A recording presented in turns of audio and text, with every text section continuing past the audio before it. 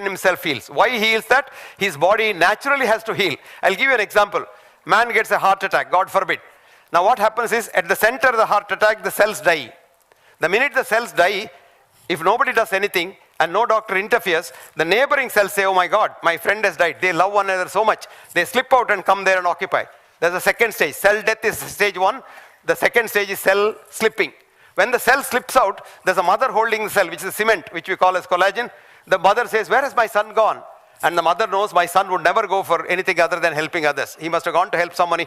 I will also help him. So it produces more collagen. So fibroblastic proliferation. You got a very strong scar. Now the cells far away, they can't do that. They feel bad.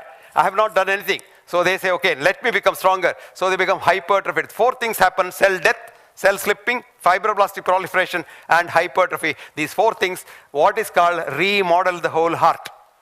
So if you get a heart attack, and if you're lucky not to die, because 60% of people who get a heart attack don't even get to see next second, they die. The remaining 40% bakras only we do all kinds of things. But even those, by chance, they don't come to the hospital and still survive, they probably get a beautiful heart.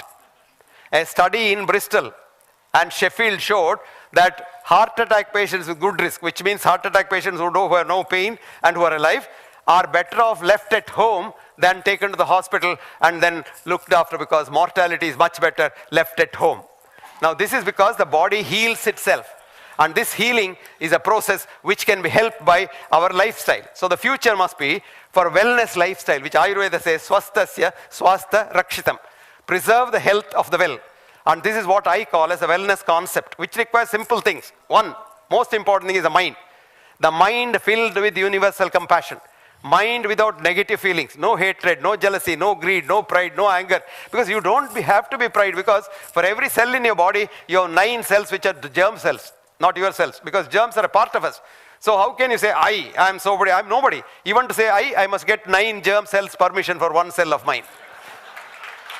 So once you know that, you become so humble. And humility in Indian concept is the virtue of education. And humility is a health-giving thing. So if you're humble and genuinely compassionate, you will be very healthy. Next thing is, eat in moderation. Whatever you want to eat in very, very less, and then every day have some exercise. And do something for others. This is the most important thing. Kshamavan aptopasevi bhavet arogyam. And data, be a giver.